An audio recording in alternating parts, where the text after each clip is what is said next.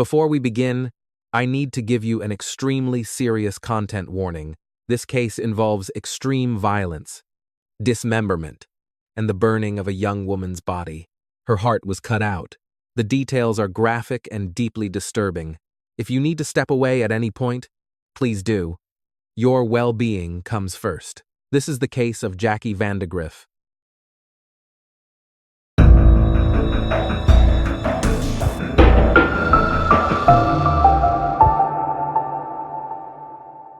September 14th, 2016, 6:30 in the morning, Grapevine Lake in Texas, about 20 miles northwest of Dallas. Grapevine Fire Department responds to a call about something burning next to the lake. When they arrive, they see a small blue children's pool in the middle of the grass, and inside it is a dismembered body. They located a body that appeared to have been set on fire. The body, there is some degree of dismemberment to the body. Investigators and crime scene technicians arrived on the scene and began investigating shortly thereafter. We requested the response of the FBI evidence removal and recovery team to assist us in that investigation. The body is so badly burned, they cannot tell if it's a child or an adult, male or female. It's a really gruesome scene, and detectives say that in all of their years working, they have never seen anything like this. But there's just enough skin left on the fingers, and through fingerprints, they're able to identify their victim. She's 24-year-old Jacqueline Ray Vandagriff, Jackie to everyone in her life. She doesn't have anything with her, no bags or belongings, but they quickly learn that she lives almost 20 miles away in Denton. The dismemberment is shocking. Even her heart has been cut out. A witness has seen who they believe is a man standing over the fire before leaving the scene, but they can't say anything about him. A day later, her Twitter is active, and a post on her account reads, "Never knew I could feel like this." It seems a likely conclusion that her killer clearly has her phone, and now the hunt is on to find them. This is the story of Jackie Vandagriff, a 24-year-old student who walked into a bar looking for a job and hoping to meet new people, and the predator who was waiting for her. Hello everyone, my name is Jacqueline Vandagriff, but friends call me Jackie. I am originally from the Colony, Texas, but I moved to Frisco when I was in elementary school, and I graduated from Wakeland High School. I am currently a junior here at Texas Women's University, and my major is nutrition with an emphasis in wellness. As far as my career aspirations go, right now I'm most interested in corporate wellness. I think more and more companies are starting to recognize the need to provide health resources for their employees. So I think right now that's where I'm wanting to go with my career. In this class, I hope to learn more about how to use the resources available to reach different individuals and to communicate effectively with the amount of diversity that we have in our community, as well as just building on my overall communication skills. Jackie Vandagriff had always been an avid reader, enthusiastic about learning anything and everything. She was active and sporty too. At the tender age of 3, she had started gymnastics, eventually competing at level 5 in state competitions. Her best friend was also called Jackie, and they were fondly known as Jackie Squared. She said Jackie was the smartest person she knew. She could have done anything with her life. She met you where you were at, and it was easy to be completely yourself around her, confident and out there, yet very calm and disarming. After graduating high school in Frisco, Texas, she went on to become a licensed esthetician and then became a student at Texas Women's University in Denton, Texas. Her lifelong interest in health and fitness followed her there as she started her major in nutrition and food science, hoping for an end goal of being a nutritionist. Things were going well, Jackie was happy, and everything was progressing exactly as she wanted. The 24-year-old had recently told her friends that she wanted to come off the dating apps and get out there more. She was hoping to meet someone in person. She was also looking for a part-time job. So with this in mind, less than 12 hours before she is found, on the night of September 13th, 2016, Jackie walks into a bar in Denton to inquire about vacancies and put her face out there. detectives managed to trace her steps to a few places close to the University of North Texas. She first walks into Fry Street Public House Bar. After sitting at the bar and talking to the bartender, a man sits 2 seats away and joins in on their conversation. The pair seem to be getting along well, laughing and showing each other things on their phones, having some drinks. Jackie, the man, and the bartender then leave at the same time, but Jackie and the man walk into the Shots and Crafts bar.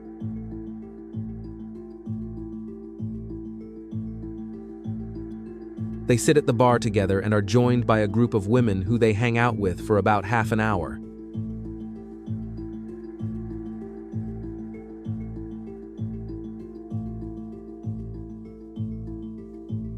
Then at 9:45 p.m., Jackie and the man leave. No one follows them out, and no one else appears to be watching Jackie either. They get into his car, and he drives to a gas station.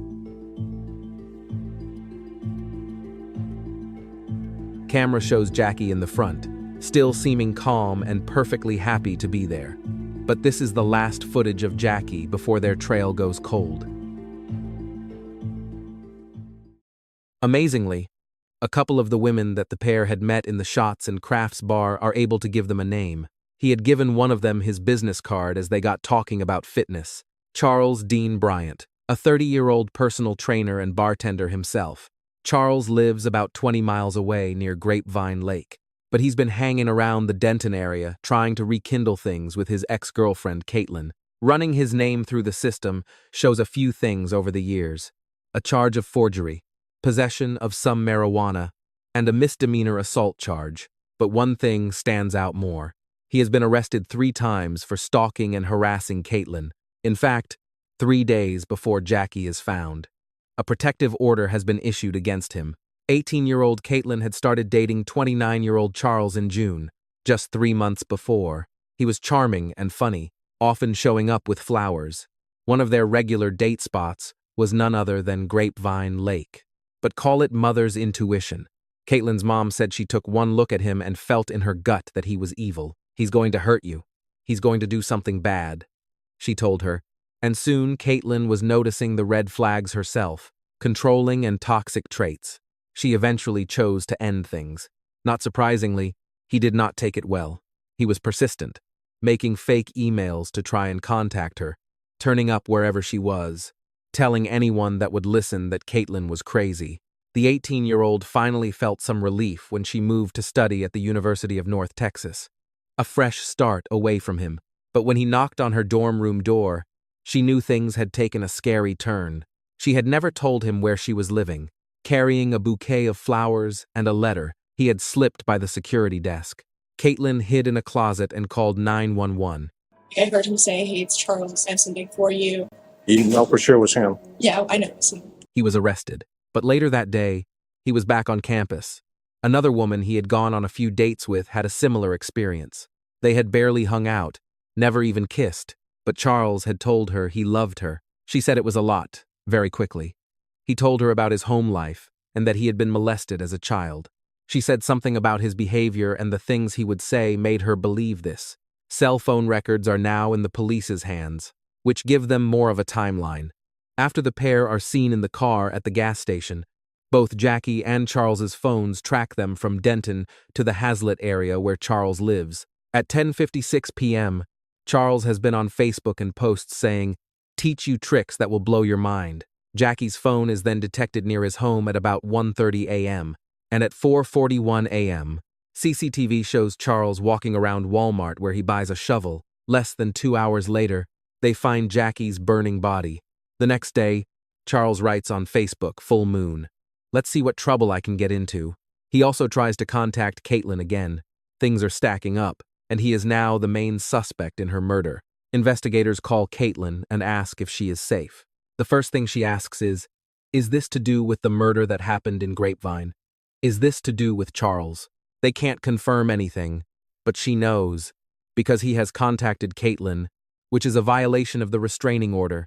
They are able to arrest him, which gives them the perfect opportunity to ask about Jackie. On September 18th, just 4 days after Jackie is found. Charles is at the station.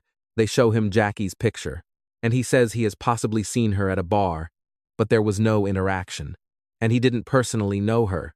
As they talk, authorities are down at his house, pulling it all apart. They still can't explain how she died. And this does make charging him with anything difficult, especially as he is starting to shut down. That's when they make the call to bring in Texas Ranger Jim Holland. He specializes in high-profile murder cases, psychopathic and sociopathic crimes. He is confident in being the person to take over. You know, you're not a violent dude. You haven't really been in trouble. You know, you obviously work out. I mean, you're a stud, right? Jim says a lot of these people actually will tell you. They want to tell someone. Charles knows what happened to Jackie, and he is going to tell him. Jim takes the approach of good cop, really trying to get on Charles's side. He says he wants to see him almost like a drinking buddy, and this works. Charles is chatty and smiley and clearly trusts Jim. The more they talk, the closer Jim is leaning into Charles, who is sat right in the corner. The walls are literally closing in, and Charles is getting close to telling him what happened. Jim finally gets Charles to admit he has been with Jackie that night. He heard her asking about a job and jumped in to talk. He says when they left the bar, it had been raining, so he'd offered her a ride home. She was grateful and gladly accepted. Jim knows he is getting to the bottom of things, so he orders them a pizza and some coffee. As he puts a couple of slices onto a paper plate, Jim calmly asks Charles about Caitlin. Was there a time that you pictured her as this girlfriend that did you wrong? Or did anything like that come into play? Was him talking to Jackie something to do with her, a retaliation of sorts? But Charles says no and goes quiet. 3 hours later, though, Charles says that they had started hooking up in his car, completely consensually, but she wanted him to choke her with a cable tie. She didn't fight you in any way so you think you just tightened up on its own, basically? Let's finish that like it had a snag on something or... Okay. Then what happened?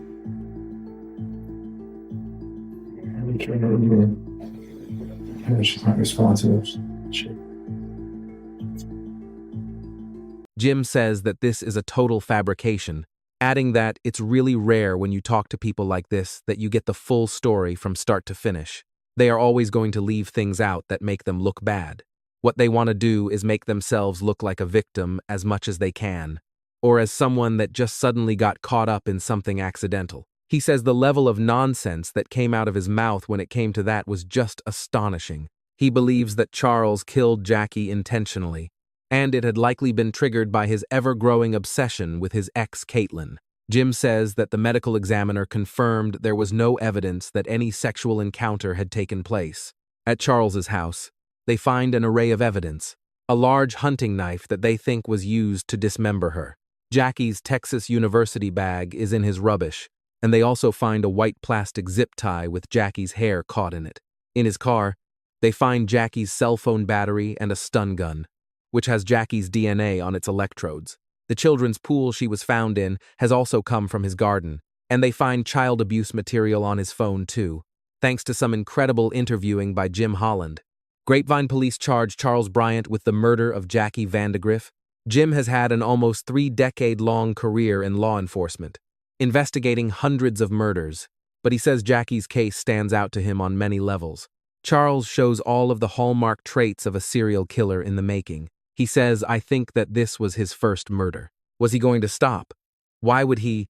There's no doubt in my mind that if Bryant had not been arrested by the Grapevine Police Department, he would have continued to kill, and he would have gotten better. And I think as he got better and better, it would have been almost impossible to catch him. Caitlin logs onto Facebook the night he is arrested, and in a state of shock, she reads what has happened. After searching Jackie's name, she freezes. They are already Facebook friends.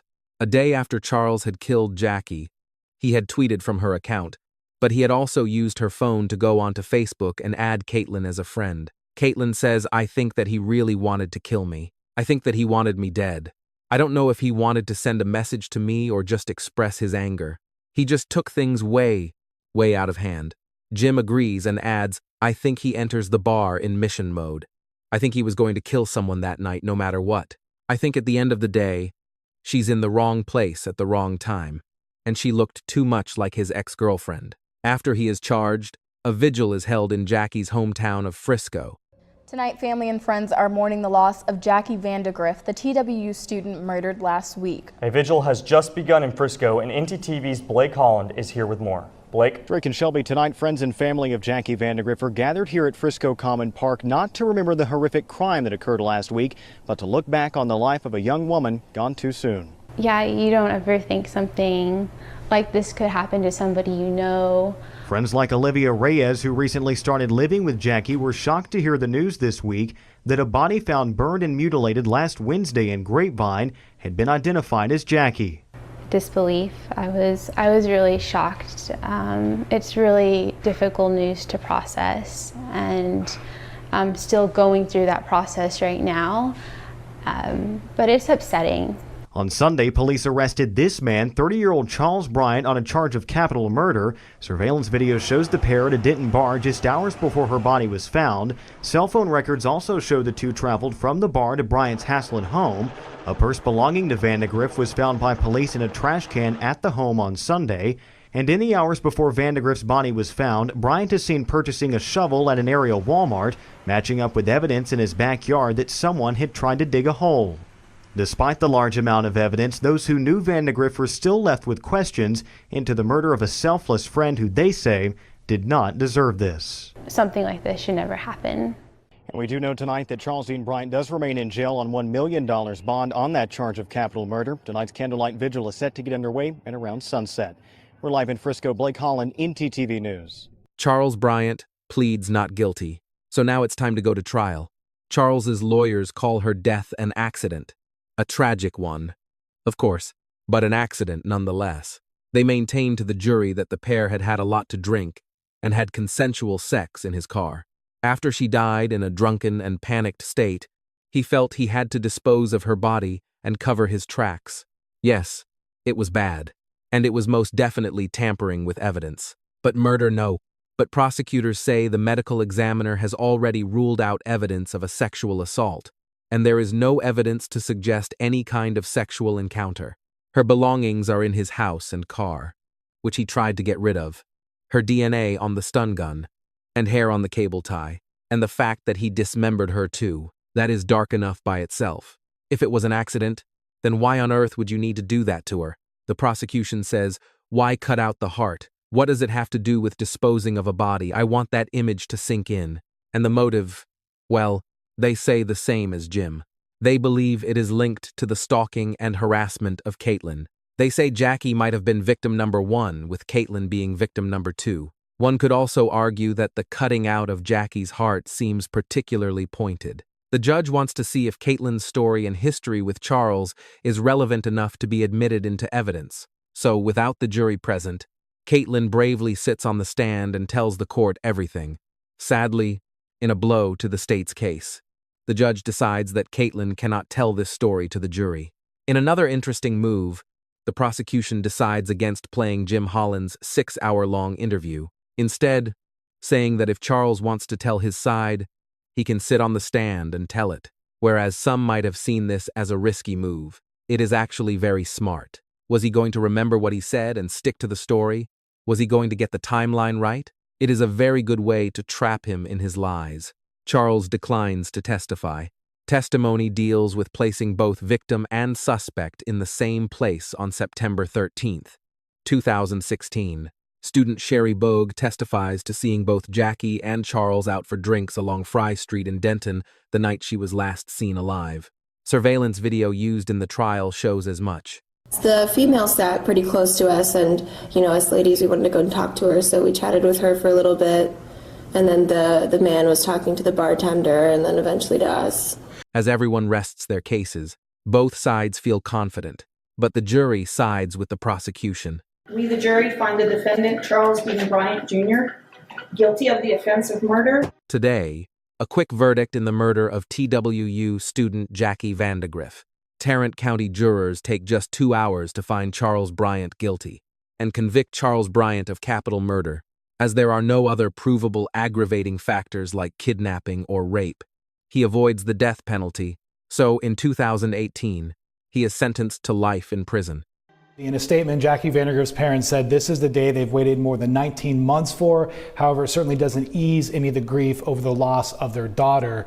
Her convicted killer, Charles Bryant, today in court showed no reaction when the jury convicted him of murder and then sentenced him to life in prison. Now, during closing arguments for the sentencing phase, prosecutors brought up the fact that Charles Bryant had a stalking incident with a previous girlfriend and that investigators had also discovered child pornography on his phone. Two additional reasons they told jurors to sentence him to the max of life in prison. After the verdict was read, Vandagriff's family, who sat through days of horrific and graphic testimony surrounding her murder, shared that they are starting an endowment at TWU in Denton, where Jackie went to school, to, in their words, build on her legacy of kindness and compassion. It was a hard case. It was hard for the state. It was hard for the defense. But I think that our system works. He could get a shot at parole after 20 years. But as we know, this is not guaranteed.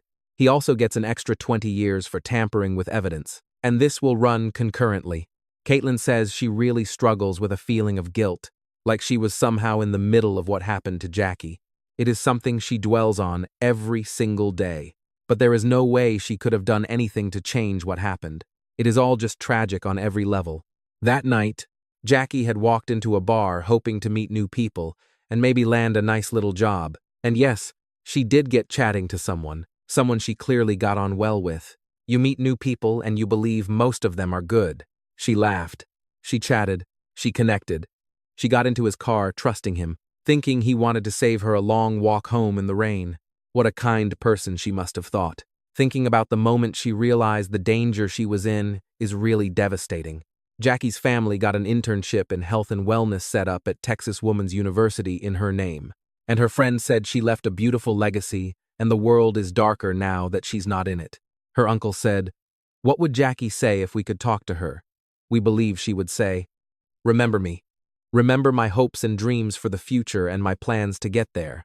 Jackie Vandagriff was 24 years old, a student, a friend, a daughter. She had her whole life ahead of her, and it was stolen by a predator who was hunting that night. Those are my thoughts on this case. But what are yours? Do you think Charles Bryant received the sentence he deserved? Do you believe he would have killed again if he hadn't been caught? Let me know in the comments below. Thank you so much for watching today. I really appreciate you being here. If you found this video informative, please give it a thumbs up and consider subscribing to the channel. And, please, remember this. Trust your instincts. If someone makes you uncomfortable, listen to that feeling. You don't owe anyone your time or trust. To everyone watching, take care of yourselves and each other. Stay safe and stay curious. Thank you and goodbye. Jackie Vandagriff. Jacqueline Ray Vandagriff.